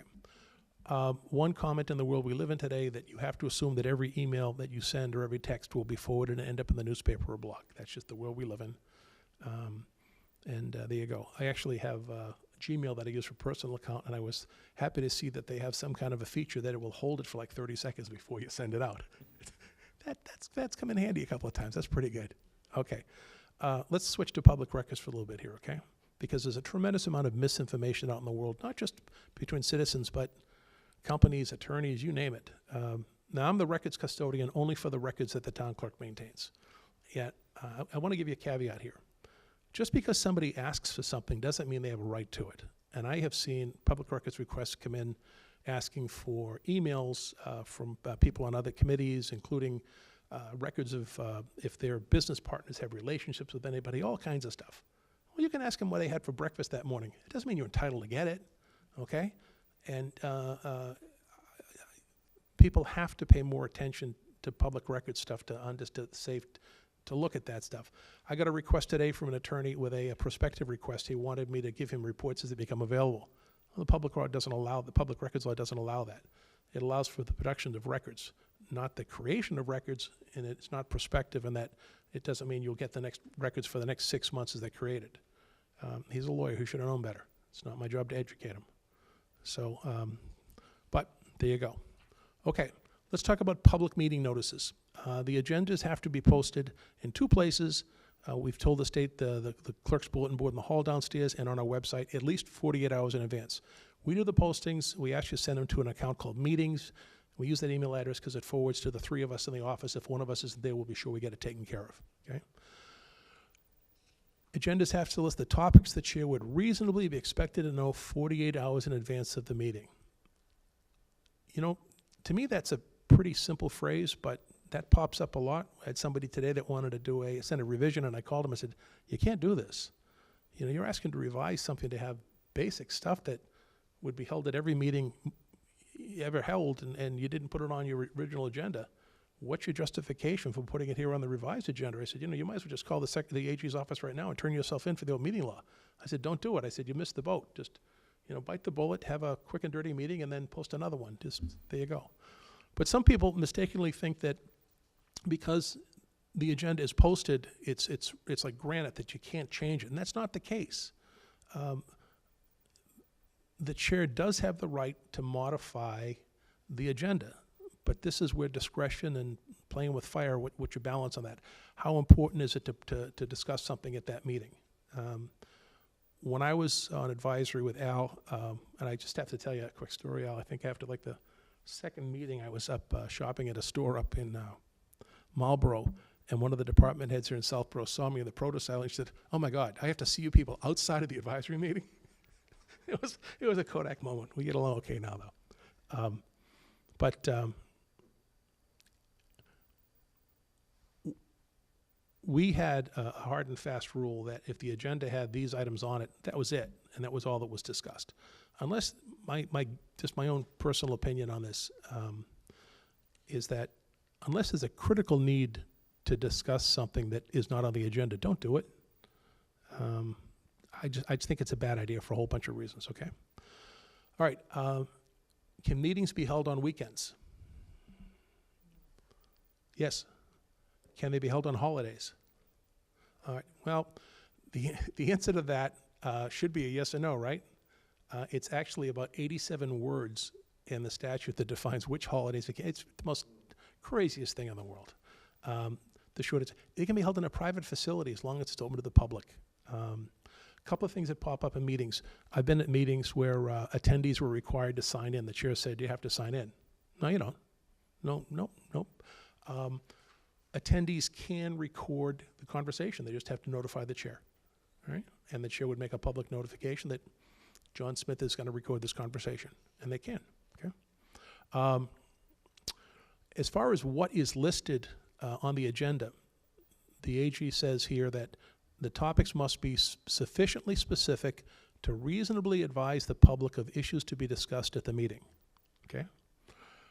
I had a conversation with one of the attorneys in the AG's office about one of these issues, and he talked about a town that he thought was going to, he discussed an issue where a town had agendas where they would have broad terms like chairman's report, so-and-so's report, and he thought that that was not a good idea, because if you knew the topics that would be discussed, they should be identified and not put under umbrella. There you go.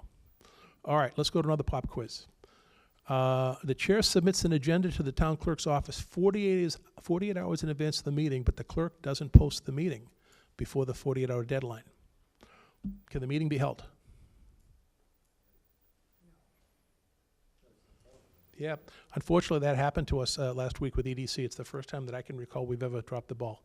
Just an administrative thing. It came to us late on a Friday, just as before closing, when half of the universe was trying to buy transfer station stickers, and we dropped the ball. So that happened, unfortunately. Can you change the location of a meeting? Sure you can. As long as it's the different room within the same building, you're good to go. Just put a sign up on the door and put a sign down. So for example, let's say this room was unavailable, you could move downstairs. As long as you're in the same building, you're good to go. If you change buildings, you can't do that unless you're outside the 48 hours. If you're within the 48 hours, like if this building had a flood or whatever and you had to move to the library and you found that out this afternoon, you couldn't go to the library. You have to post the meeting all over again, okay? Can you schedule an emergency meeting and hold it in less than 48 hours? As a practical matter, the answer is technically yes, but as a practical matter, the answer is no, because the AG's office defines emergencies as primarily relating to like natural disasters. For example, if like Lawrence, if they had if we had the tragedies with the gas explosions and the rest of it, that's the kind of stuff they consider emergency, not exigencies. I'm going to say that word right. The what am I saying? Whatever. Where a contract has to be signed or something like that. That doesn't fit their definition of what's an emergency here. I told you can record a meeting. All right, pop quiz number 4. Advisory has a pre-town meeting in the trot of your school. Are you required to, this is for the first night, are you required to have post the meeting agenda? Yes. Okay. Advisory holds discussions and votes during town meetings, so essentially holds a meeting during town meeting. Do you have to post that meeting? Okay. The answer is no, because that's actually an exception. Town meeting stuff is an exception. But I've seen people get into trouble because they want to hold a meeting on the second night, and they think that because it's a continuation of town meeting, they can hold a meeting. I said, no, you can't. If you're within the confines of the hall, you're in town meeting. But if you're meeting in one of the classrooms before the meeting, you have to post even for the second night. Okay? So once you're inside, you're good to go. Now, this is an interesting wrinkle here. And this actually happened at a meeting I attended, and interesting.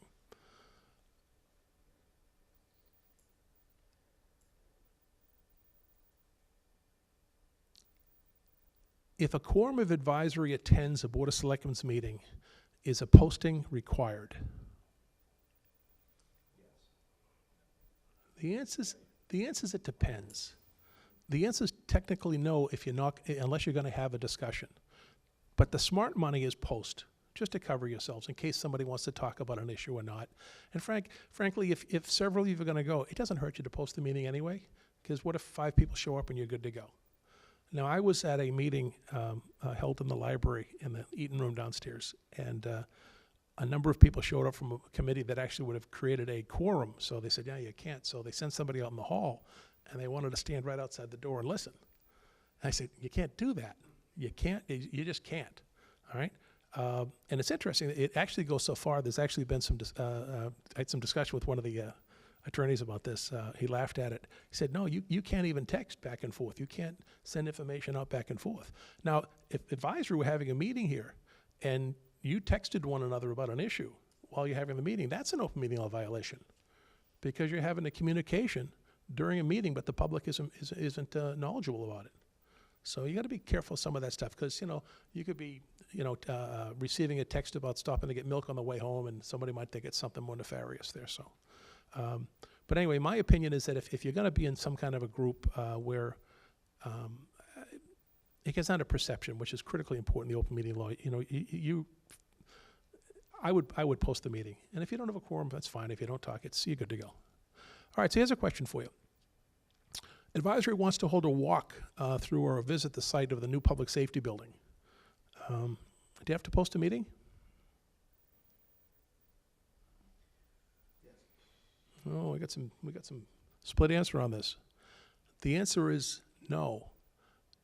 Walkthroughs are specifically, or site visits are specifically excluded from the open meeting requirements. However, you can't have a deliberation. You can't have a communication while you're doing this. So, and it gets tricky actually, because one of the committees wanted to actually post a meeting for a site visit. They were actually I'm very impressed with what they're thinking on this. They wanted to post a meeting because inevitably they would have discussions. But the wrinkle became that the meeting is in a building under construction, so it's not ADA compatible. And you can't hold a meeting in a facility that's not compatible with the ADA rules. So it's sort of a catch-22. So what they can do, the smart move over there, is that they're not going to post a meeting because they're doing a walkthrough. And if anybody has a question, they can grab one of the engineers or construction people, pull them aside, and have a private conversation.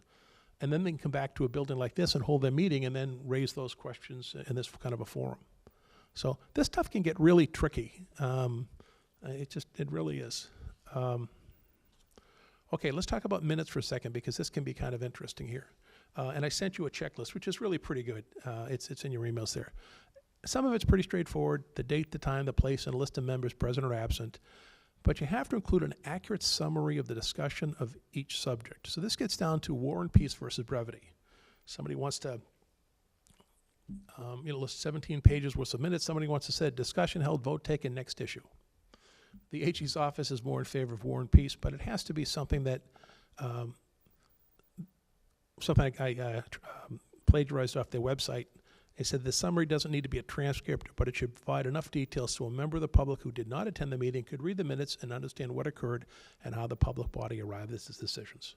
So you just have to have a fair shot at explaining what happened and why you got to that. Has to include a record of all the decisions made and actions taken. Now this is an interesting wrinkle because about documents.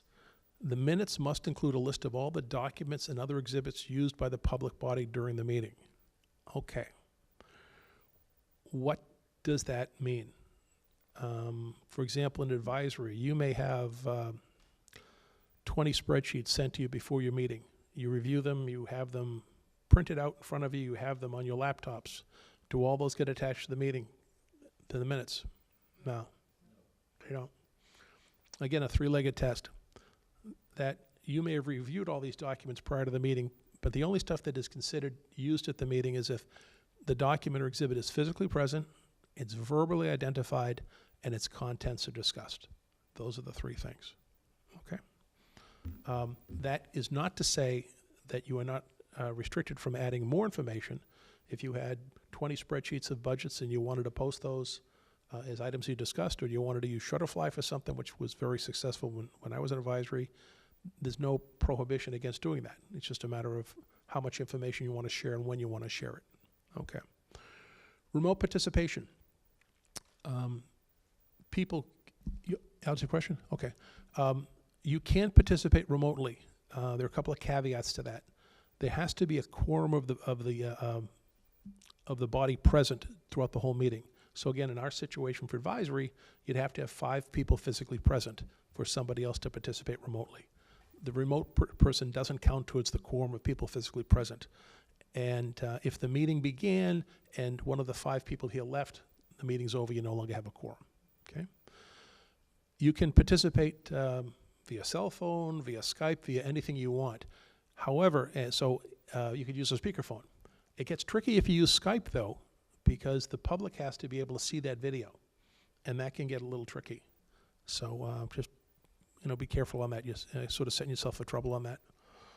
If you have remote participation, you have to identify the people who participate remotely, and all the votes must be taken by roll. So you'd have to call all 5 of the members by name, and you'd have to record them by name in the minutes as well. Okay. Minutes have to be submitted within the next 3 public body meetings within 30 days, whichever is less, unless the public body can show good cause for further delay. Your group is very good about submitting the minutes. Some boards and committees are not.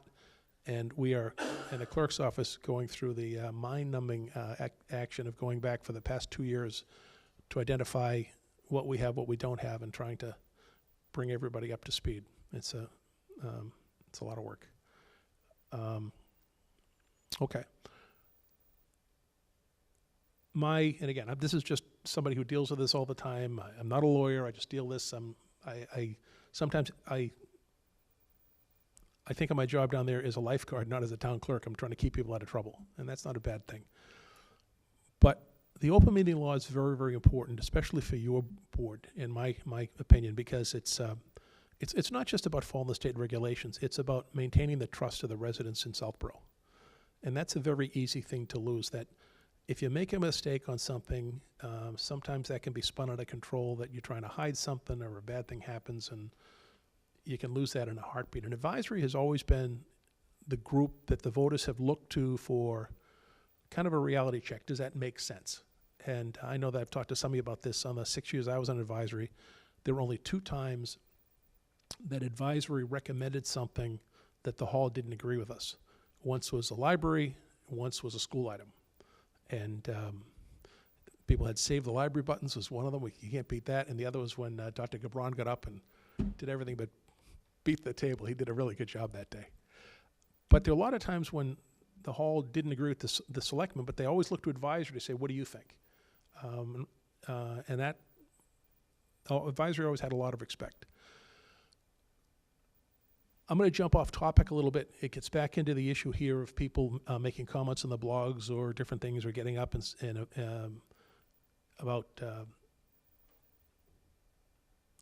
saying, John Smith, member advisory, but speaking as a private citizen. To me, that's like fingers on a chalkboard. That's like the policeman getting out of the cruiser, and he's got his badge and his gun and the whole uniform on. He goes up to somebody and says, listen, kid, I'm not talking to you as a cop. I'm talking to you as, yeah, right, okay? There's all kinds of stuff in my prior job. We learned that people remember like the first 80% of the first half of the conversation, but not the remaining end of it, in terms of what people remember and stuff. So they hear that, Jim Smith, member of advisory, and the rest of it just kind of trails off into the noise. I have not seen advisory do this in the past couple of years, but I remember John Butler doing this to great success when John got up and very eloquently presented a minority opinion because he disagreed philosophically with the vote of the body of the remainder of advisory. My own opinion, as somebody who was on advisory and just being at town hall, I think if you truly disagree with the vote of advisory to a philosophical level that you think is important, that it is better for town meeting. It's better, and I think you'll advance your cause better if you advance a minority opinion from the table up front versus going to a microphone and saying, I'm changing my hats and I'm something else. Everybody has a right to do that. I think a better course of action is to do the other. And I only mention that because I mentioned about the blogs, people, doing the rest of it. So, have I said too much? Does anybody want to resign or? No, we're doing well here. Does anyone have any questions? Mrs. Semino, you looked at me a couple of times over there. We good? We only Thank you. we only allow questions from advisory tonight. Okay. Sure. Absolutely. So you mentioned, thank you very much for that. Thank you. First off, you mentioned that meeting materials composed by somebody outside of advisory can be distributed prior to a meeting. So does that mean if there's materials that will be presented at a meeting made by a current advisory member that cannot be distributed prior to a meeting? Let's take a step back. Okay. The key points is that email should not, communication should not include a belief or an opinion of an advisory person to a quorum of the committee. That's the troubling thing. Anything created by anybody else, like Mark Purple, he's not subject to it. He's not a member of the body, nor a regular resident doing that. If you created a spreadsheet that had an opinion to support a tax rate or something like that, and you sent that out to the members before the committee, that's kind of tricky, to be honest with you. I think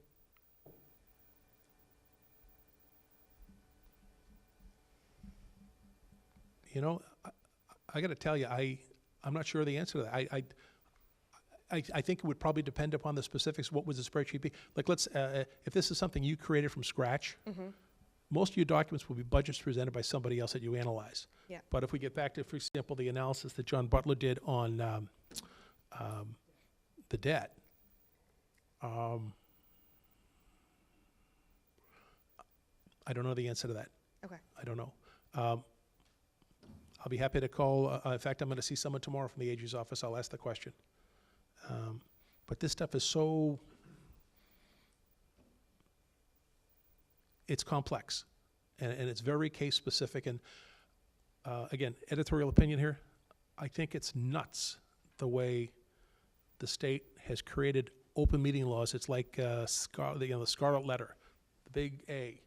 And there's little open meeting law violations, and there's big open meeting law violations. but it's all one, it's like the death penalty for everything. You know, it shouldn't be that way. And I'll get back to you with that answer to that. Okay, thank you. My second question is, so if we have two people working with a department on a capital plan or a budget, then we have to form a subcommittee in order to meet with that department?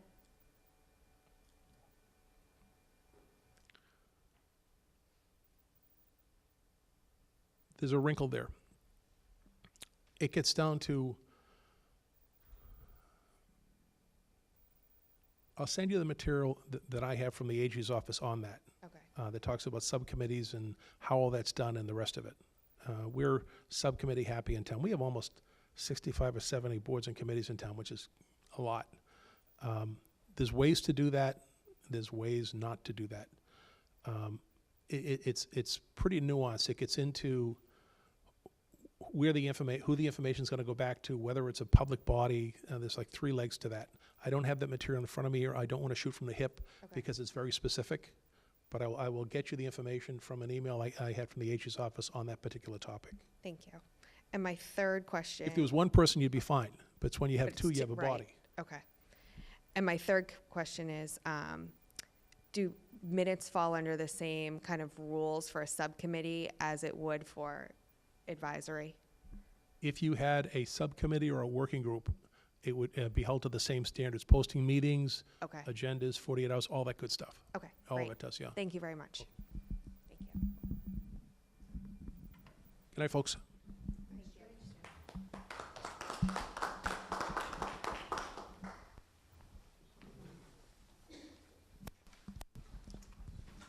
Thank you, Jim.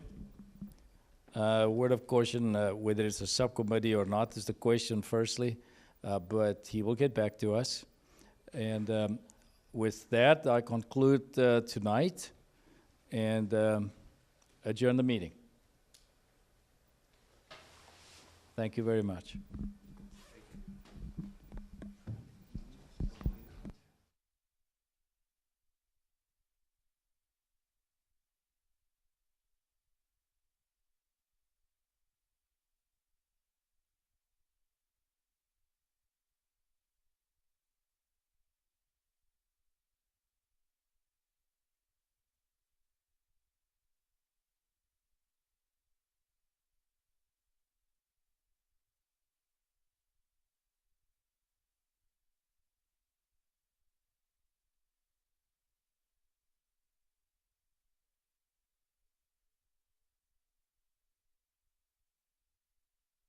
Perfect. Thank you very much.